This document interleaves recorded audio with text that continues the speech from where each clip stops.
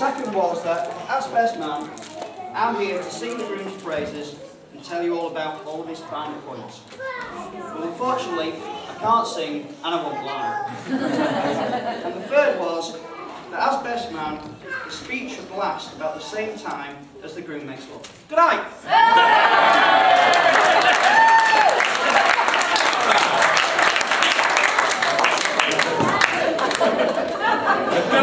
I got away with that one. Now, I was lucky to have John as my best man 4 years ago when Angela and I got married in Greece. So I was extremely honoured when he asked me to be here for him today.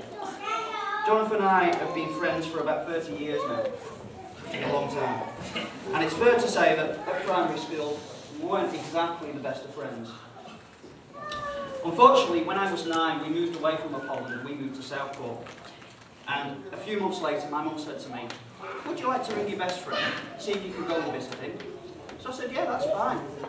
Unfortunately, David Kane wasn't in, so I ended up with Jonathan instead. So I think it's fair to say that Jonathan and I, we know each other fairly well. Now, it's a common joke between us that I can handle one more drink than he can.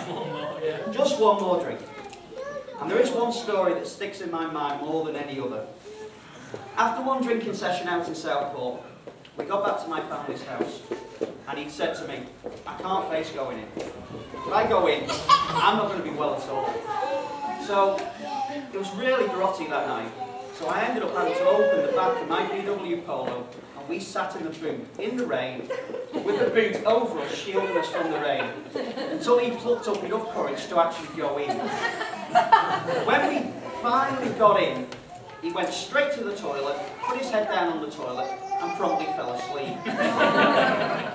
When he came back, he had a beautiful red mark right across the centre of his face, where he'd fallen asleep, and that stayed there till morning. So if any of you see him with a red mark tomorrow, you'll know he hasn't been slapped by Sharon. Now, we were speaking yesterday. Angela and I met Sharon and Jonathan in the pool yesterday, and we worked out that 4 seems to be quite a common number. Doesn't it? Yes, yeah, we worked out, yeah. Jonathan and Sharon moved in 4 years after we did. Jonathan and Sharon are getting married 4 days to the date that we did, 4 years to the date that we did. So, for Sharon's mum, and Jonathan's mum and dad, you can expect the first baby 2011.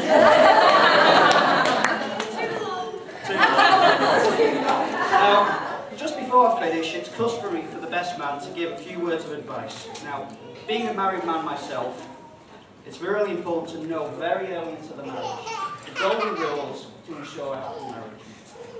The first is, leaving the toilet seat up is grounds for divorce.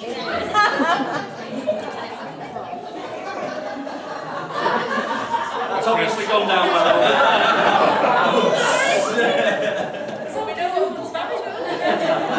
Number 2, learn the words, "Yes, you're right, dear," and use them at least once.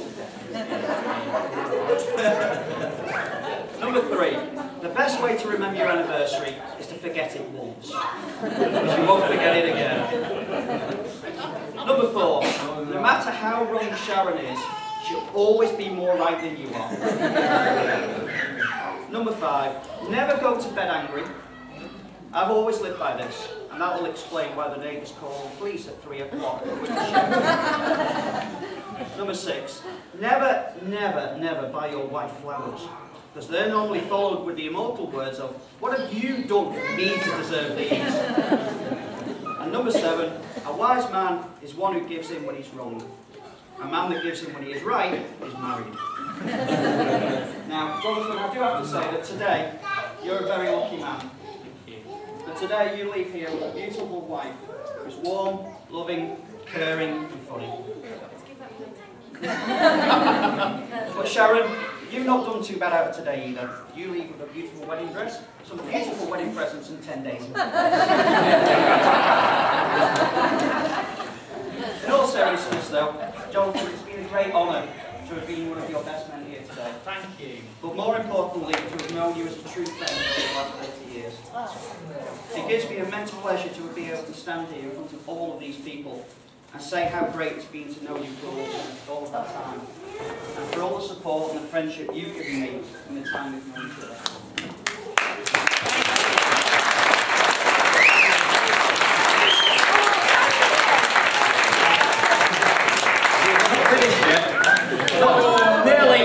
Nearly. I know that you make a perfect couple, and I wish you both the happiest of marriages, and may our friendship continue for many years to come. It now gives me immense pleasure, not to mention relief, to ask you to all be upstanding for the bride and groom.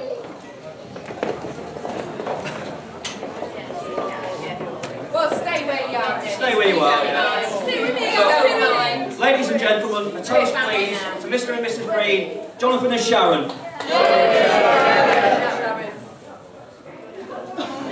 This is where it gets bad now. Okay, I'll have to apologise first of all because my eyesight's not very good, for some as you know. But first of all, what I'd like to say is it's not tradition really to have two best men, and it means to you guys two speeches.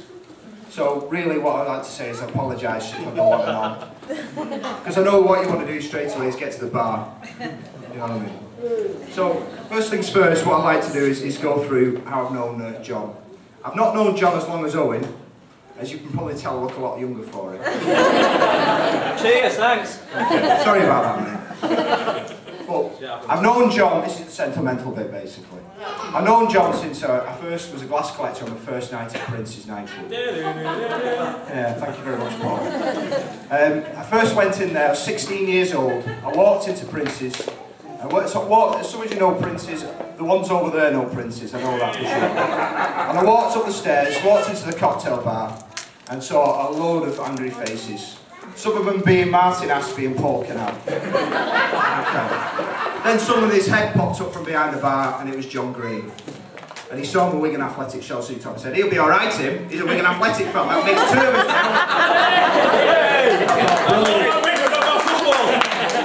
So I knew straight away I'll be good friends with this guy. I really did. Especially he used to give me a lift home for £1 at 3:30 in the morning. All the way to Shevington as well. But 4 life-changing years at Prince's nightclub. And basically, the last part of my time there, I worked on the top floor with John.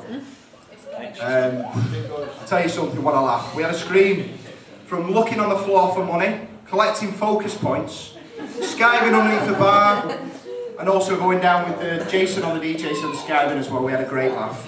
And he was my boss as well, so I was skiving with him, so that was great. Okay. But really, we had a great time. And if it wasn't for Prince's nightclub, I wouldn't be standing here now.